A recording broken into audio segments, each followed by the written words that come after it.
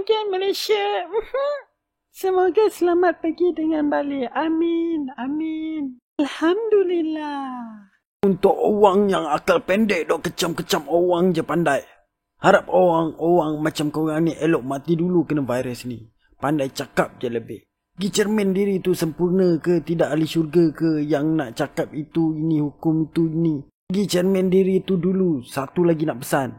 Mati tu pasti. Kalau dah tertulis kau mati sebab virus, jangan dok salahkan orang lain. Tu semua dah tertulis bila, di mana dan bagaimana korang mati nanti. Awang Pala bana. Disebabkan masih ramai lagi yang pentingkan diri, yang selfish, yang orang cakap yang bangang lah senang cerita kan. Yang tak gerti-gerti nak duduk rumah, masih keluar jalan-jalan. Siap ada yang pergi main basketball kat taman petang-petang, pergi bersenam, berjoging, bagai semua apa ni. So terpaksa jugalah dalam orang cakap niat membantu membendung inisiatif membendung coronavirus ni.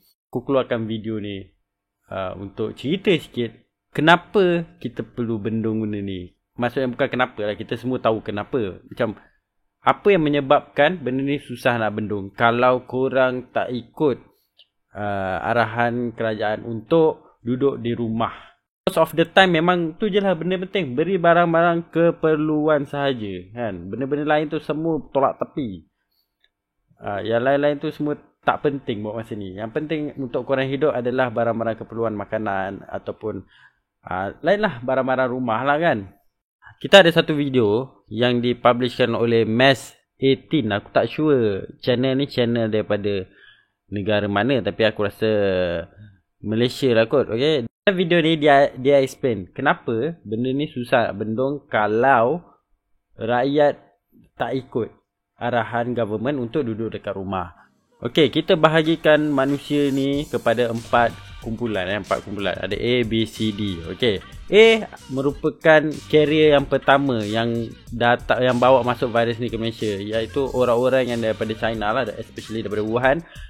Diorang terkena coronavirus kat sana and then diorang balik Malaysia dan diorang bawa. Jadi orang-orang macam ni dia senang nak orang cakap apa, senang nak cari kan, sebab diorang ada data tu, siapa yang pergi sana, siapa yang balik ke Malaysia, flight apa, diorang boleh cari orang-orang macam tu. Okey, jadi benda tu tak susah. Jadi diorang akan containkan diorang ni, kuarantinkan diorang ni untuk tak nak bagi merebak. Okey, A ni paling senang. Kemudian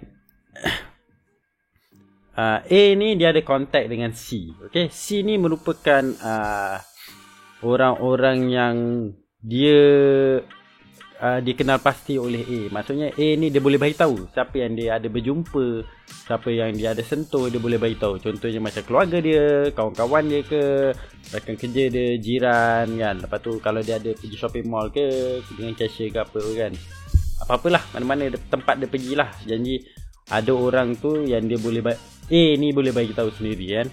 So orang-orang yang datang kontak dengan dia ni, dengan A ni, dikumpulankan ke dalam kumpulan C. Okay. Jadi C ni tak kisah banyak mana pun kita boleh jumpa. Pasal A ni dia boleh bagi tahu kan, dia sementara sebelum dia masuk hospital tu kan, dia ada jumpa dengan siapa, dia pergi mana, semua tu dia boleh bagi tahu. Jadi C ni pun tak susah nak cari. Tak susah nak cari. Jadi boleh contain lah kat situ. So diorang ni akan pergi jumpa C untuk siasat dia, untuk apa, buat saringan lah, dia terkena ke tak terkena ke.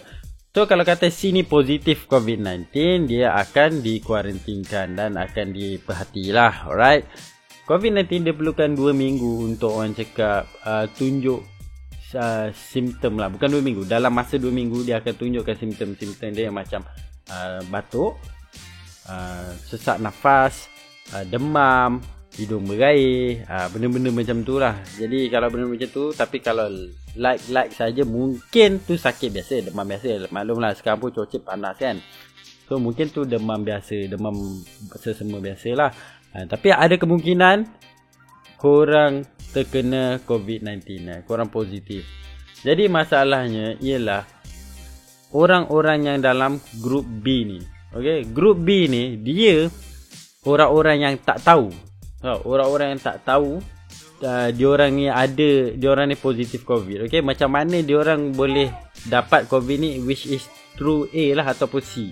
Diorang dapat COVID ni daripada A ataupun C. Pasal apa? Diorang tak tahu diorang kena, dan diorang pun tak tahu yang diorang jumpa tu merupakan pesakit COVID-19. Ada asalnya macam A, dia balik Malaysia, dia pergi jumpa dengan C. Lepas tu ada B ni totally stranger, orang yang A tak kenal ataupun mungkin C pun tak kenal. Dan dia lalu lepas tu terkena lah batuk tu ke apa kan, somehow dia terkena. So diorang ni A dengan B ni diorang tak kenal. Lepas tu B ni tak tahu A ni merupakan pesakit COVID-19. Jadi dia terkena secara tak sengaja lah. Ini masalahnya dengan B ni yang paling susah nak cari, pasal kita tak tahu siapa, dan B ni sendiri tak tahu dia kena ke tak.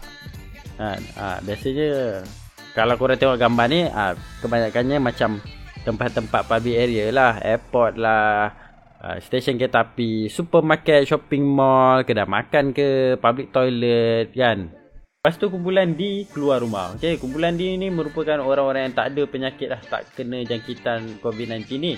Dia keluar rumah, pergi dekat public place kan, public tempat-tempat public ni, dia berselisih dengan B. Dua-dua ni pun tak kenal jadi lepas tu secara tak sengaja benda tu transfer lah daripada B ke D, membuatkan D ni masuk ke grup B kan. Kalau dalam gambar ni dia masuk ke B2, pada aku macam samalah B lah juga kan.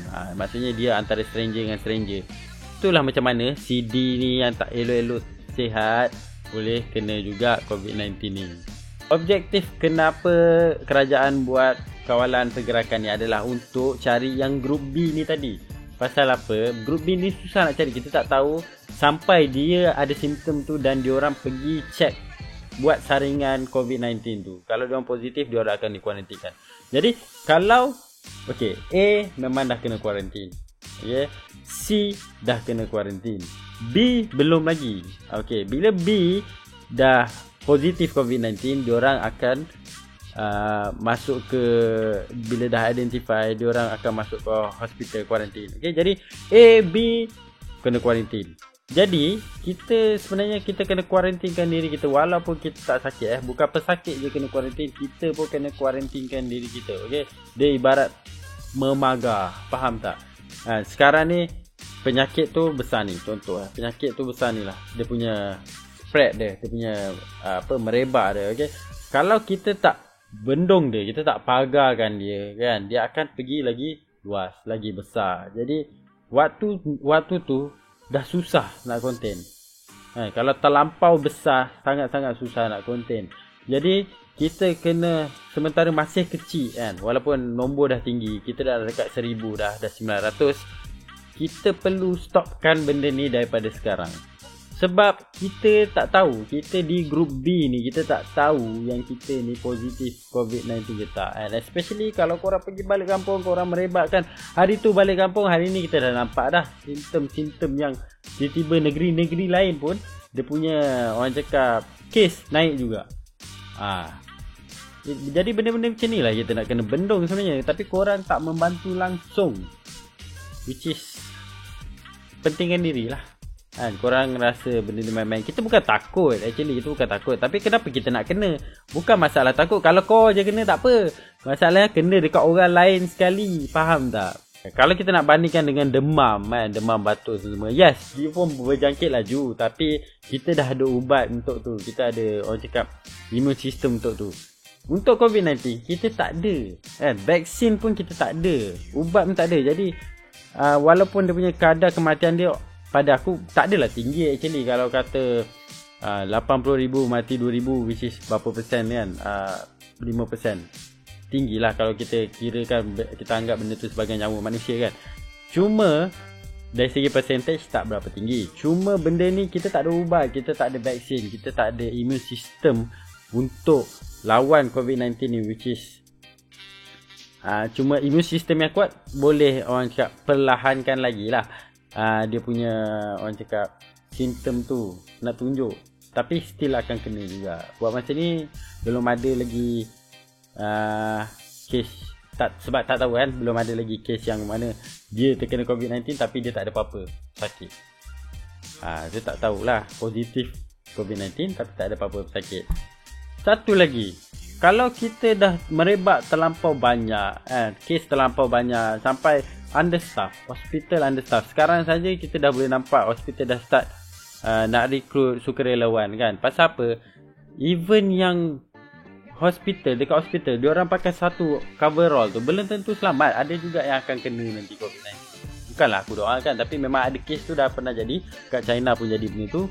Jadi sampai tahap macam dekat Itali sekarang, diorang terlampau understaff, rawatan, diorang tak boleh nak rawat pesakit-pesakit COVID-19 ni, tak boleh rawat semua orang. Sampai tahap diorang terpaksa biarkan, diorang tengok je, diorang mampu hanya bagi oksigen mask je, tengok je orang tu mati. Sampai macam tu sekali, terbiak, diorang tak boleh nak buat apa-apa. Jadi sebelum benda ni melarat dengan lebih lagi, please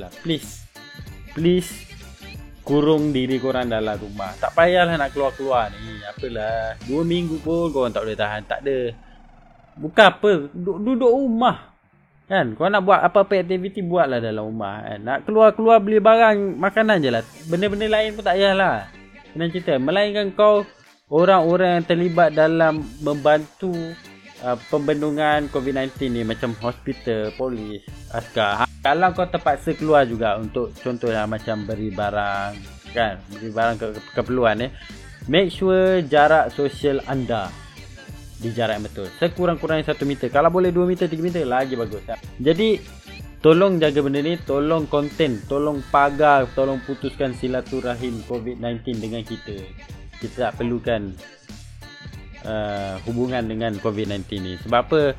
Yang susah kalau korang tak nak, korang masih berdegil, dia bukan efek dekat pesakit saja, bukan efek kat hospital je, dia akan efek selagi tak dapat bendung. Senang cerita, selagi tak dapat bendung, aku expect kawalan pergerakannya akan diteruskan. Senang cerita macam tu lah. Jangan bahayakan nyawa orang lain. Kalau kau nak cakap apa, hidup mati ni dah ditulis semua, apa benda tu adalah salah. Maksudnya kau tak faham apa yang Islam ajar. Dia senang cerita macam ni lah kan. Kalau jangan sampai tak seorang ni keluar. Dia kalau askar pun tak jalan, kalau dia ni keluar, habis satu Malaysia. Senang cerita macam tu lah. Korang tengok je lah video. Kalau dia ni keluar, habis Malaysia. Sampai PDRM jadi kerja buat roadblock. Nak tengok siapa yang mengayap tanpa tujuan. Kau dah kenapa? Besar sangat cekadak kau. Mak bapak kau pelacur ke ajak kau mengayap malam-malam? Sudut rumah bermuhasabah dengan dugaan ujian Allah. Kau maha degil. Kau pukimah punya typical Malaysian boy. Go to hell. Mengayap sana, mengayap sini. Tu lah. Kalau dia ni keluar, habis satu. Alright. Jadi jangan bagi dia ni keluar.